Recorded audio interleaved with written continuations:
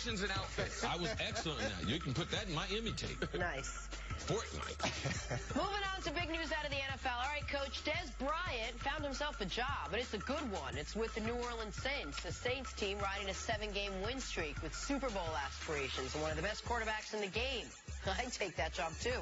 Dez has been unemployed since April when the Cowboys released him. There's a reason so few teams have shown interest in the wide receiver. Some would call it team chemistry. Here's Drew Brees on the current state of the Saints locker room.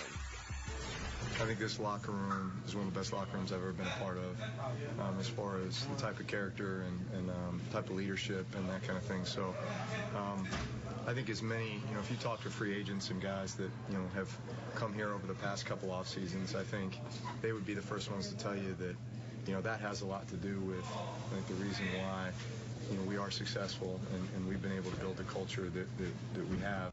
I think everyone complements one another. I think we all want to win, and so at the end of the day, if we can bring somebody in here who can help us win, then that's great. Of course, the flip side to that, Coach, is don't fix what ain't broke. And right now, the Saints ain't broke. But do you have any concern, Coach, with Dez fitting into the Saints locker room? No concern at all. Here's the situation now. I don't think they paid him very much. So if he comes in and he's disruptive, they move on from him. It's a little bit like a mid-season lottery ticket. It's in his best interest to fit in, to find a way to be productive, to put himself in a position this next offseason to go get all the money that he lost over the first 8 games by not taking the Baltimore contract.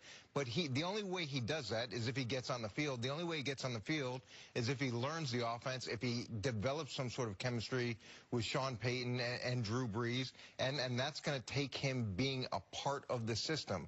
As soon as he steps out of line, they can move on from him. There's no money invested in this. This is the polar opposite of Odell. Polar opposite. He has no leverage, and he has everything on the line. He has everything to lose. And for the Saints, if he gives them an upgrade, great. And it's the polar opposite of what goes on in New York as far as Drew Brees, Sean Payton, Mickey Loomis.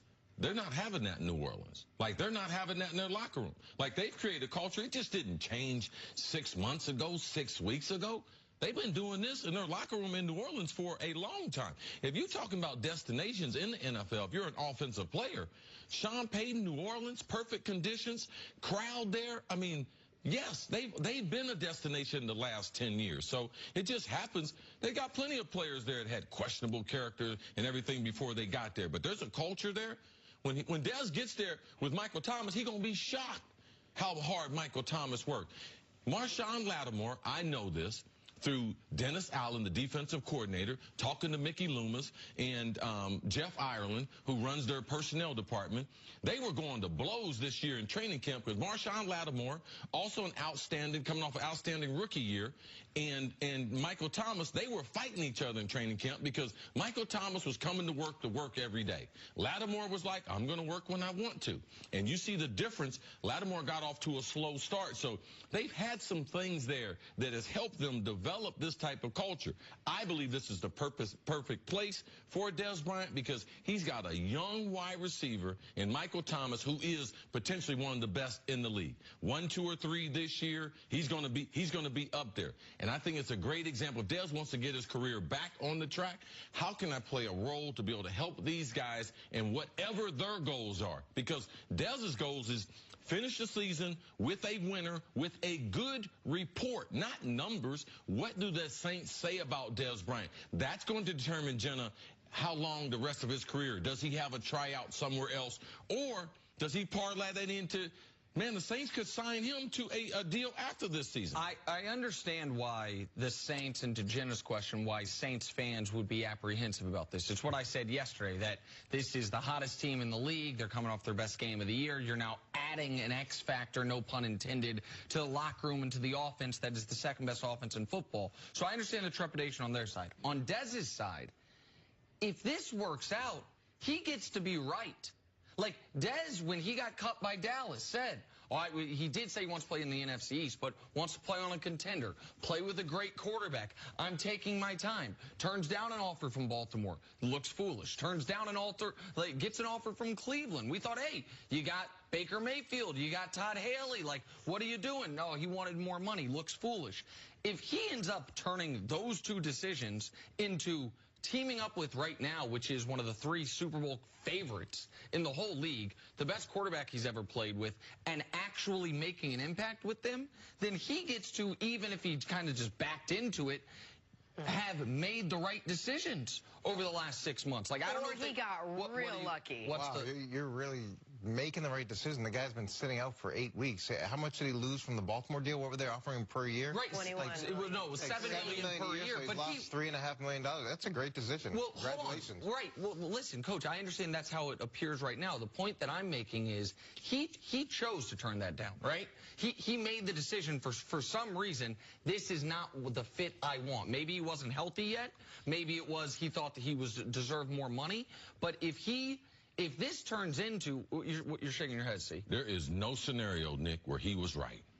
There is no scenario where Dez Bryant, on one of the teams, with one of the marquee franchises, in being on the Dallas Cowboys, being all pro, last time we saw Dez was riding out of the Cowboys facility in a Bentley truck. Deuces, NFL report, oh man, there's 4 to 6 teams, man, that want Dez Bryant's services. Oh no, Dez, this was not no plan A. Oh, A. Oh, plan B. Oh, plan C. Oh, man, this is off the radar. And, man, this could end Dez Bryant's career. Because if you go to a great organization and you screw it up, you play with one of the all-time great quarterbacks, you know who you are next? Remember Ocho Cinco when he went to New England? Absolutely. Everyone said, oh, this is going to be a great match. How much football did he play after that? Agreed. I know that the downside part of it, and maybe I shouldn't have said he could end up being right. Maybe I should have said this could end up working out for him in the regard of he is now, as you have been saying all morning, the best situation for a receiver of his skill set, with the best quarterback he's ever played with, the best coach he's ever played with, and on the best team he's ever been on. Well, here's my biggest concern is there's so much shifting and motioning and multiple formations, and they do a lot of things weekly, personnel groups, all those things. Can he do it? That's my biggest question mark is can he move around like that? Can he learn the system? And, Coach, that's where I'm depending on Curtis Johnson. I believe CJ is one of the best teachers in the NFL. I've had a bunch of my kids play for Curtis Johnson, so I know he is a very coach-friendly coach. I know he will spend... coach. Yeah, no, a coach-friendly coach, meaning he teaches in a way that it's friendly, it's teachable. Okay. It's coach-friendly to your ears, to your eyes, because... So, a lot of times coaches only teach one way. When a coach can teach a lot of different styles, he's more apt to be able to connect with the students. So when I say, man, it's coach-friendly, meaning, yes, it's pliable, it's adaptable, it's not rigid. Man, Coach Mangini, people thought, man, Coach Mangini, he can teach a lot of different personalities, a lot of different ways. That's how you're able to be successful as a coach. But to me, that makes it even more important that he be successful, because if you've got a coach with that reputation who can teach to a lot of different styles, and you go in and can't get it, then around the league, it's like, yeah. Quickly, though, if he turns out to be a non-factor, is this the last stop for Dez Bryant? I mean, I think what these guys are saying in that regard is 100% correct. That if in this situation you're not productive, then every other team in the league is going to look around and say, our quarterback's not as good as Drew Brees. We don't have Sean Payton. Like, if he's not productive there in this situation, why would he be productive anywhere else? So to me, the risk is enormous, but the reward is potentially enormous as well. That's the point I was making on the front end. I think the knock on Dez set all the locker room and fiery personality stuff aside. The football knock on Dez was a lack of, it sounds impolite, football acumen, ability to process complex offenses and to run multiple routes. Those were the football knocks on Dez. How much he's able to process a totally new offense and a totally new system that is a complex one, that will determine a lot of his success, I'd imagine. And a lot of that falls on your guy Curtis to get him. Yeah, oh, no. CJ going to do his job. All right, Coach, stick around. Coming up, Hugh Jackson is out in Cleveland, but he's got a lot of praise for Baker Mayfield, his former quarterback. Next up, First Things First.